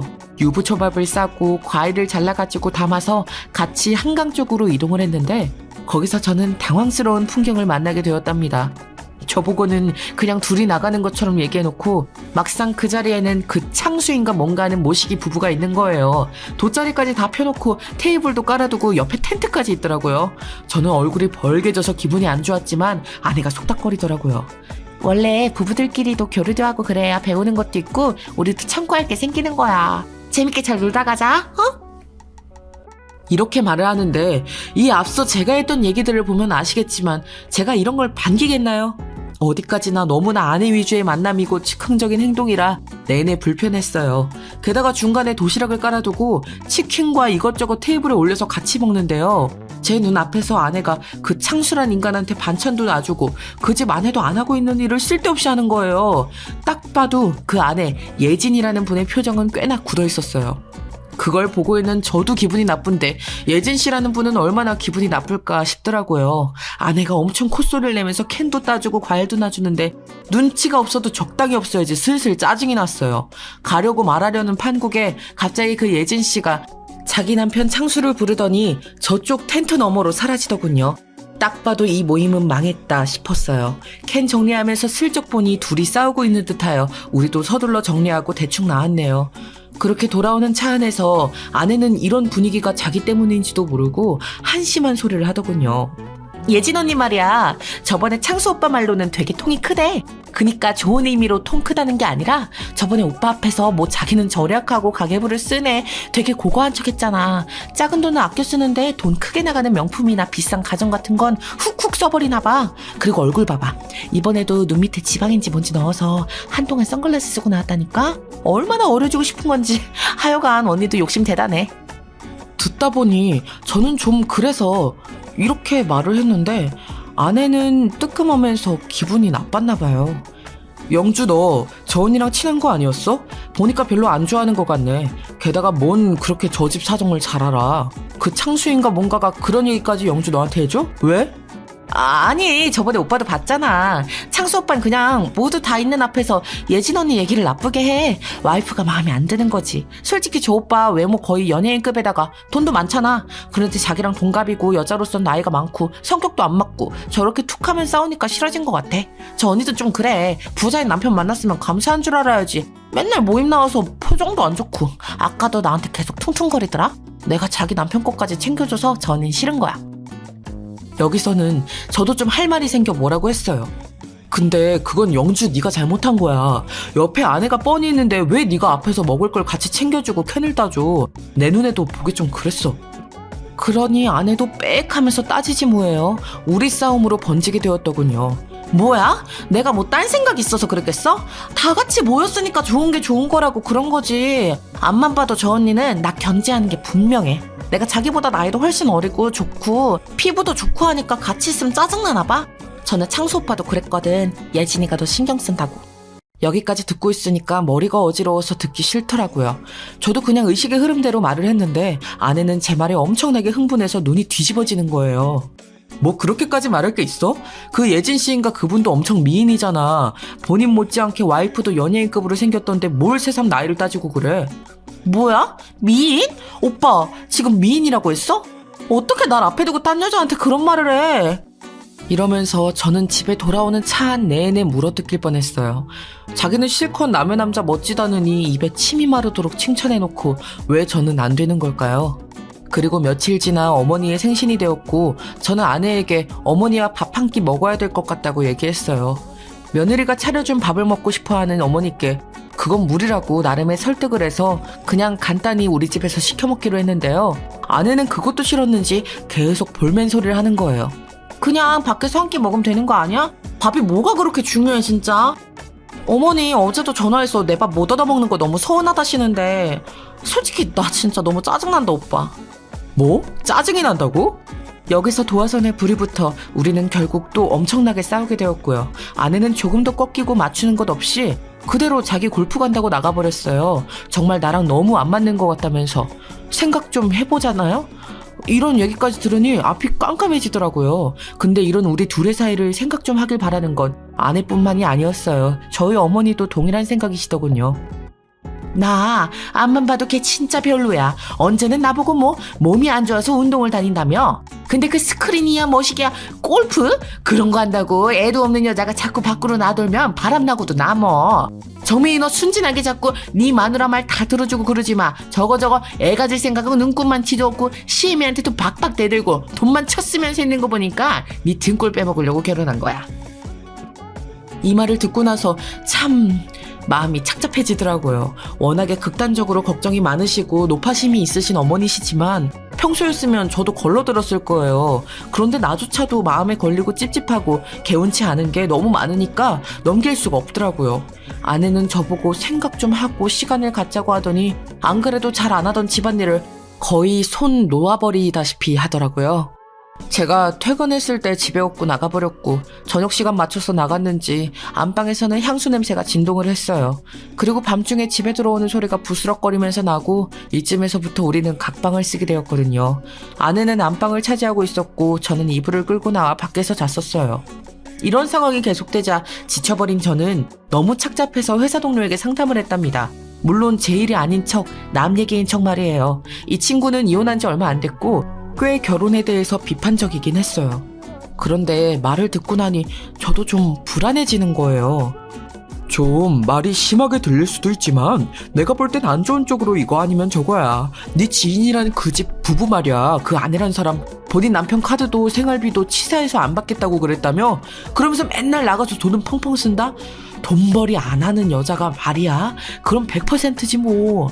아가씨인 척하면서 술집에서 일을 하고 그렇게 돈을 벌고 있거나 아니면 물주 잡아서 연애질하고 있던가 둘 중 하나야. 가정 있는 여자가 밤마다 나가서 새벽같이 들어오고 돈 나올 구멍이 없어 보이는데 그렇게 돈 쓰고 다니고 쇼핑질하면 뻔한 거 아니야? 내가 볼 때 슬프지만 후자 쪽이 맞을 것 같다. 아마 남자가 이미 있을 것 같은데?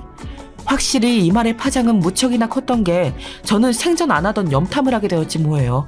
아무리 싸워도 집에는 붙어있던 아내였는데 지친다면서 저랑 마주치는 동선은 아예 피해버리고 있으니까요. 전화해도 안 받고 카톡도 다 무시하고 그렇게 저랑 안 마주치게만 다니는 거예요. 그래서 생전 관심도 없었던 아내의 SNS를 들여다보게 되었어요. 아내 역시 제가 그걸 안 볼 거라고 생각했는지 요 근래에 화려한 활동들이 거기 안에 다 들어가 있더라고요. 무슨 카페며 지방이며 어디로 그렇게 신나게 돌아다니고 있었고요. 밤에도 무슨 교회로 나가서 경치를 보러 다니고 있더군요. 말로는 친구들이랑 있다고 적어놨던데 잘 모르겠어요. 그러면서 여전히 그 스크린 골프는 하고 있는지 단체 사진도 찍어서 올려뒀던데 부부 동반으로 만난 그 창순한 남자와 몇몇의 남자들 이름 모를 여자들이 있더군요. 그 집 안에 사진이 같이 나오기도 하고 없기도 하고 그러다가 실제 골프장에 갔던 사진들까지 있는 걸 보니 아주 그쪽에서 모임을 확장한 게 느껴졌어요. 헌데 좀 쎄했던 게 아내가 남편인 저에게 받은 거라면서 선물 사진을 올린 게 있더라고요. 명품백, 쇼핑백과 꽃이었는데 제가 이런 걸 최근에 줄 일이 뭐가 있었겠어요. 어머니 생신 갖고 엄청 싸우고 생각할 시간을 갖자며 차단당했는데요.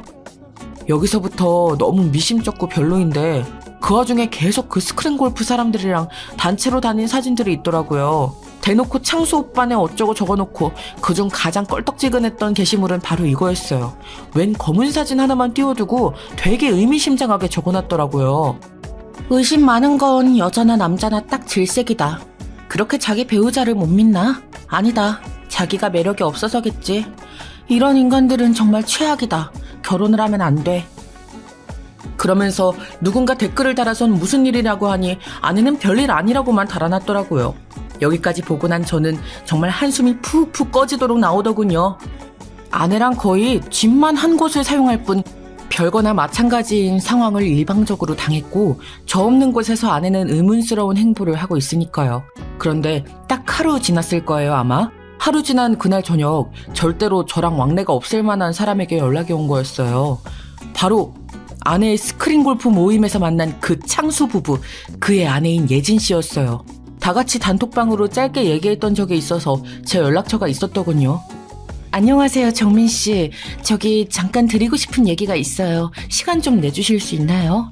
이렇게 말을 하고 1시간 만에 우리 집 앞으로 달려온 예진 씨는 기다리는 동안 초조했던 저에게 최악의 소식을 알려주었어요. 저기요, 저희 남편 창수 씨요. 이 사람 영주랑 바람 피우는 것 같아요. 모르셨죠? 저는 요 얼마간의 일로 혹시나 하는 의심을 하곤 있었지만 그쪽으로 완전히 생각이 흘러가진 않았었어요. 그러니 저에겐 너무나 듣기 싫고 갑작스러운 내용이었죠. 아니 그게 무슨 생각으로 그런 말씀을 하시는 건가요? 증거라도 있으신 거예요? 이때 한숨을 푹 쉬면서 생기 없어 보이는 표정이던 예진 씨의 말은 정말 기가 막혔어요. 정민 씨는 어떠신지 모르겠지만 저는 간간히 남편 핸드폰을 봤는데요. 둘이 만나는 거 맞아요. 그런데 얼마 전부터 눈치를 챈 건지 핸드폰을 잠궈놨어요. 그래서 전 더 집요하게 뒤져보았고요. 이 말을 들으니 예전에 아내가 예진 씨가 집착이 있고 의심이 심하다고 했던 게 생각났어요. 그런데 여지껏의 상황을 보면 저 역시도 우리 아내의 오지랖이 있다고 느꼈기에 예진 씨가 신경 쓸만 해 보이더군요. 이후로는 예상대로의 얘기가 흘러나왔답니다. 솔직히요, 저희 부부 진짜 많이 싸웠어요. 영주 때문에요. 엄연히 스크린 골프장에서 만나서 친해진 건 저였는데 자꾸 우리 부부랑 같이 밥 먹고 셋이서 시간을 보내려고 하더라고요. 하다 제가 신경이 쓰이고 예민해져서 남편분도 데리고 나오라고 했던 거예요. 얘도 제가 견제하는 걸 느꼈는지 그 뒤로 정민 씨를 데리고 나왔더군요. 제가 기가 막혔던 건 지 남편이 옆에 있는데도 남의 남편한테 대놓고 끼를 부렸다는 거예요. 저도 알만한 그림이 머릿속에 그려지면서 무척 복잡한 기분이 되었어요. 근데 그 집은 우리보다 훨씬 더 큰일이 났더군요. 이혼하재요, 이 사람. 너무 웃기지 않아요? 대뜸 저보고 이혼하자고 하더라고요. 영주가 끼부리는 거 다 받아주고 앞에서 둘이서 너무 쿵짝이 맞길래 제가 뭐라고 했더니 저를 쳐내려고 하는 거 있죠. 남자가 이혼하자는 말을 저렇게 강단 있게 하려면 옆에 새 여자가 있어야 가능한 거예요. 그리고 이미 증거도 저에게 다 있고요. 증거가 있다고요? 아마도 당연히 증거가 있으니 저런 말을 하는 걸 텐데 저는 제 아내와 그 창수라는 놈 사이에 증거라고 부를 만한 일이 있다는 것을 받아들이기 힘들었어요. 하지만 정말 자비 없이 예진 씨는 자기가 확인하고 발견한 것들을 다 늘어놓으시더군요. 사실 그렇게 하는 게 맞고요. 밤에 휘리릭 나가버려서 안 들어오고요. 생활비도 안 주더라고요.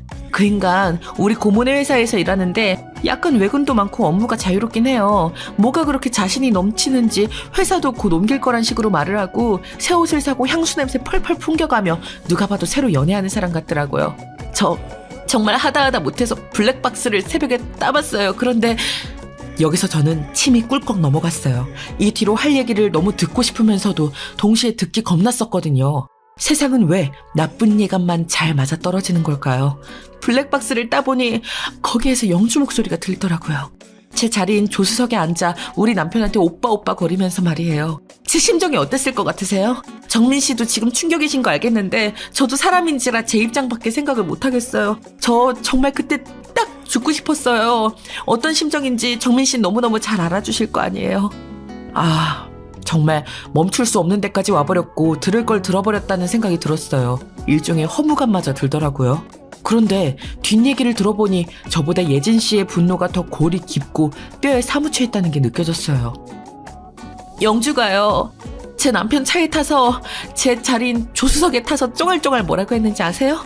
오빠는 왜 예진 언니랑 결혼했냐? 너무 아쉽다. 왜 이렇게 빨리 결혼했냐는 이따위 말들을 하는 거예요. 그 쓰레기 같은 게.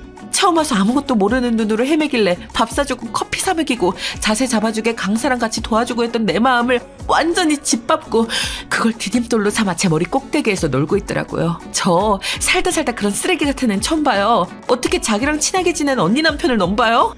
그러면서 웃긴 건요. 정민 씨 충격받지 마세요. 자긴 자기 남편이 질린다고 하더라고요. 곧장 바로 창수 오빠 사랑해. 오빠랑 결혼해야겠어 이러면서 말이죠. 전 대체 요 근래 저한테 무슨 일이 생기고 있는 건지 왜 이렇게 연달아 두드려 맞아야 하는 건지 납득이 안 갔어요. 왜 그래야 되는 걸까요? 그냥 결혼이라는 걸 해버린 자체가 큰 죄였던 걸까요? 진짜 너무 기가 막히고 온몸에서 벌레가 기어가는 듯 간지럽고 정신이 사납더라고요. 그리고 어지간히 저한테 열등감 있더라고요. 주제 진짜 별 미친 걸 다 봤어요. 제 남편한테 예진 언니 가방 탐난다고 똑같은 거 사달라. 아니 더 최신으로 사달라고 졸라댔더라고요. 그걸 또 제 남편이란 인간은 그걸 꾸역꾸역 사주고 앉았고요. 제가 본 것도 아니고 제 친구들이 백화점에서 영주 그년이랑 제 남편을 봤대요. 저 창피해서 어떻게 살아요 이제? 친구들도 알 정도면 둘이 얼마나 활개를 치고 방정을 떨며 대낮에 돌아다닌 거냐고요. 여기까지 들은 저는 얼핏 정신을 차려보니 눈가가 다 얼얼하더라고요. 눈물이 스르르 고인 것 같았어요.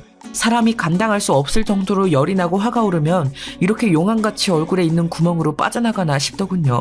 숨을 계속 몰아쉬는 저에게 예진 씨는 최종적으로 쐐기를 받더라고요. 이것 때문에 찾아온 것이었고요. 어떻게 하시겠어요, 정민 씨? 얘네들 그냥 선물만 주고받고 하는 그런 애기들 연애하는 거 아닌 건 아시죠? 아직 그쪽까진 상상을 안 하시려는 것 같은데 이제 그만 받아들이셔야 돼요. 얘네들 갈 때까지 갔어요. 한두 번 간 것도 아니고요. 요 몇 달 사이 만나기만 하면 모텔 호텔을 들락거렸더라고요. 그리고 이 주소 이거 정민 씨 댁 주소 아닌가요? 그런 것 같던데. 예진 씨가 저에게 보여준 핸드폰 속 화면 사진은 포털 사이트의 이동 경로를 담아낸 이미지였어요. 그런데 거기에 우리 집 주소가 찍혀 있더라고요. 이거 이동한 내역 보니까 일반 가정집인데 저 둘이 그렇게 죽고 못 살고 호텔이면 모텔을 다니면서 왜 이런 데 갔나 했어요. 생각해보니 전에 영주가 자기네 집 땡땡동네에 산다고 했었거든요. 그때 아마 집에 없으셨겠죠? 어디 가셨었나요?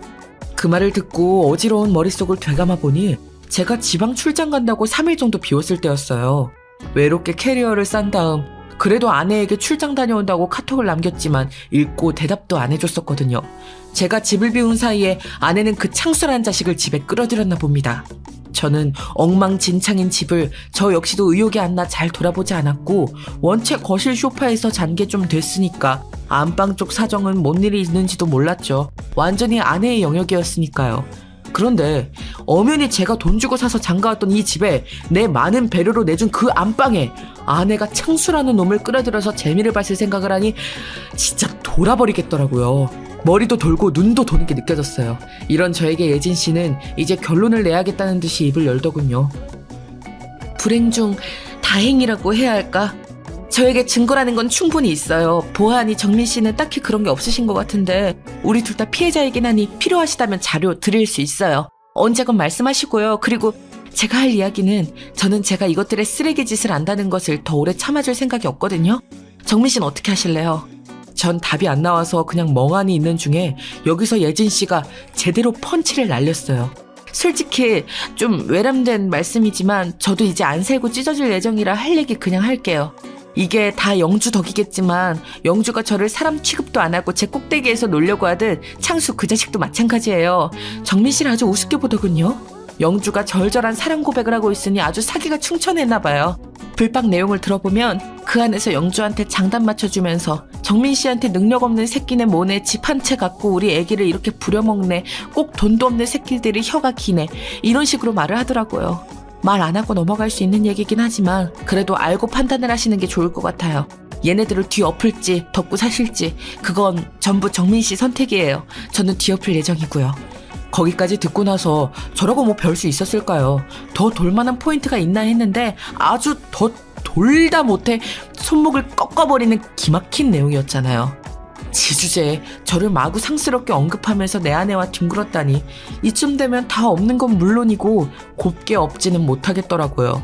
결국 대기하고 있다가 저와 예진 씨는 한 번에 같이 움직여 현장을 덮쳤어요.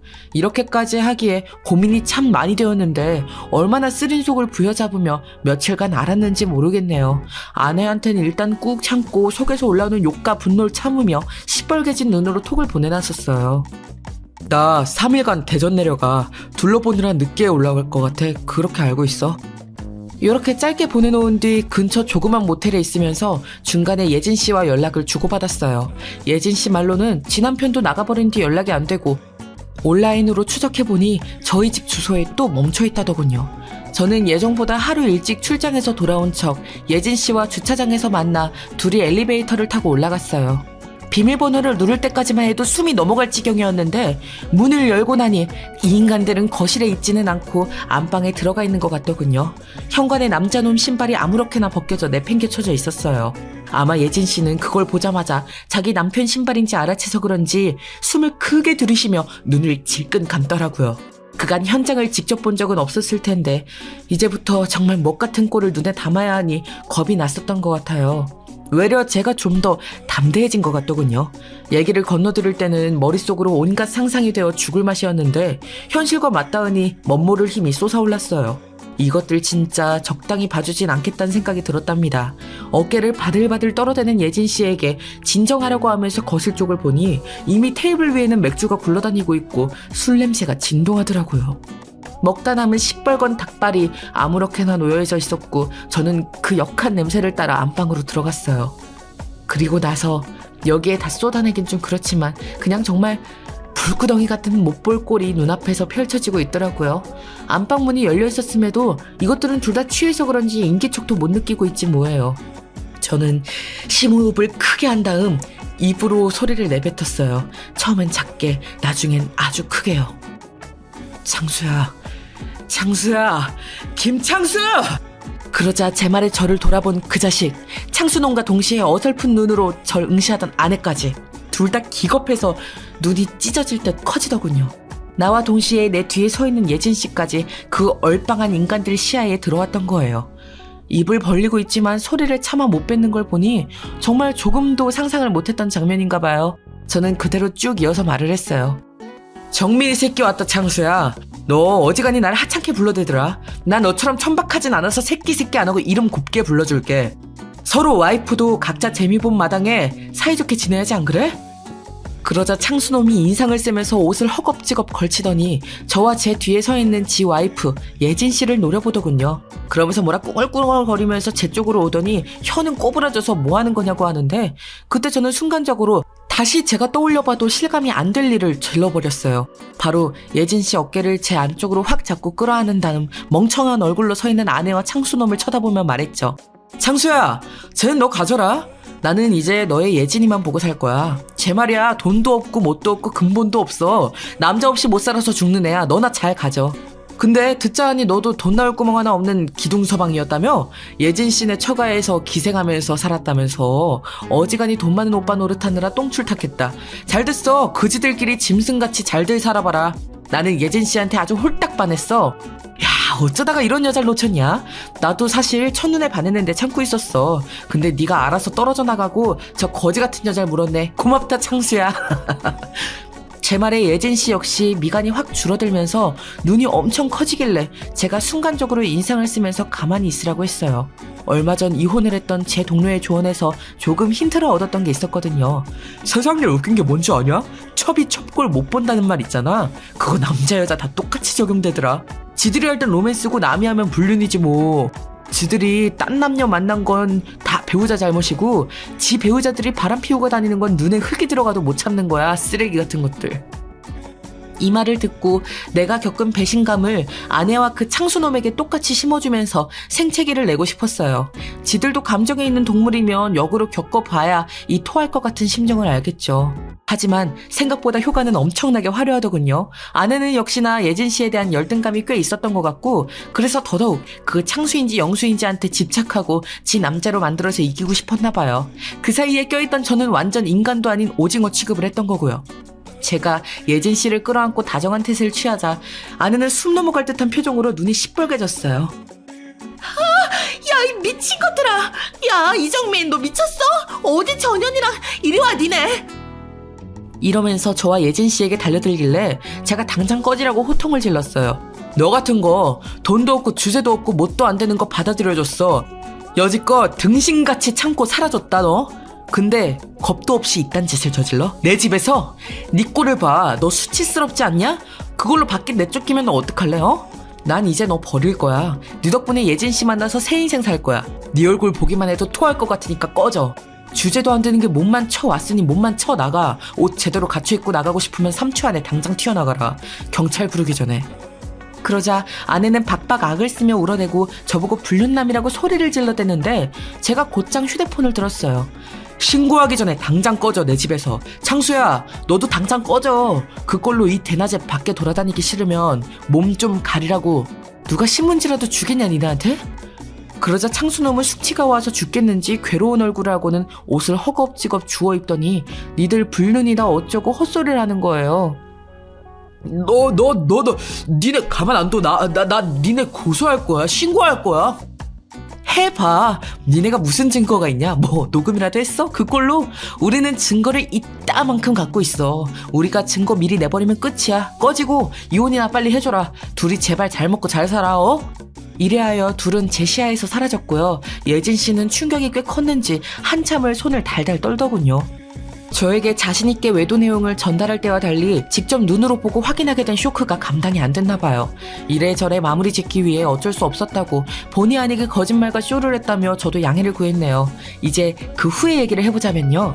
그 뒤로 꼿꼿하게 이혼을 요구하는 저에게 아내는 끝까지 악을 쓰더라고요. 뭘 그렇게 막판에 이혼당하기가 싫은 건지 아니면 창수놈이 겉만 번지르르 하고 개털인 걸 알아서 그러는 건지 지가 지독하게 열등감 갔던 예진 언니랑 제가 놀아난 게 분한 건지 아무튼 정신이 이상해 보일 지경이었어요. 그걸 제가 처절하게 내쳤더니 급기야는 그렇게 뒷방노인네 취급하던 우리 어머니께 찾아가 울며 불며 용서를 빌었다는 거예요. 얼마 뜯길 위자료도 없는 주제에 그 돈 몇천 줄 수도 없어서 저한테 사정을 하고 끝까지 추하게 굴더군요. 아무튼 이혼은 잘 되었고 저는 기존 제 집에서 그럭저럭 잘 살고 있어요. 그쪽 예진 씨도 이혼했다는 것만 서로 보고를 하고 그 뒤 근황은 거의 알질 못하네요. 아, 창수놈은 차 팔고 뭐 어쩌면서 위자료 주고 했다던데 거기도 황금알을 벤 거위를 놓친 셈이니 어지간히 아쉬웠나 봐요. 죽을 죄를 졌다면서 장모님께 찾아가고 했다는데 어쩜 이렇게 상간년놈들은 뒤에서 하는 짓이 다 비슷할까요? 저는 돈 없다고 악을 써대는 아내를 윽박질러 위자료를 받아냈고 사실 그거 얼마 되지도 않지만 좀 다른 쪽으로 신경을 돌리면서 살아볼 예정이에요. 참 힘든 날들이었습니다. 그래도 좋은 날이 있을 거라고 생각하며 살아야죠. 여기까지 들어주셔서 감사합니다.